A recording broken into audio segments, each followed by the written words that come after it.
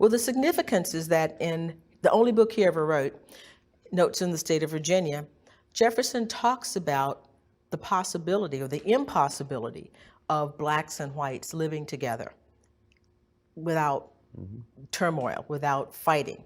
And his solution was separation. Slaves should be emancipated, but blacks should have their own country.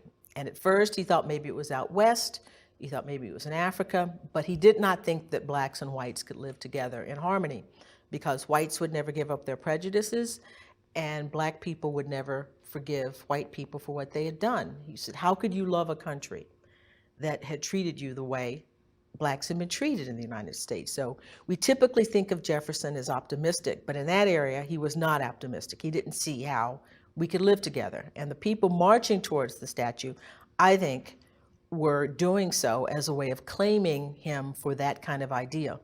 Now, there were people surrounding the statue who, whether they liked Jefferson or not, were standing for the other ideals of Jefferson, that or ideals of the Declaration, actually. The notion of all men are created equal, pursuit of happiness, the American creed. So you had this clash, the American clash that we've had from the very, very beginning. Are we one people embodied in that particular moment? How do we think through now the resonance of what happened in Charlottesville? Well, it's really tough. I mean, I wrote something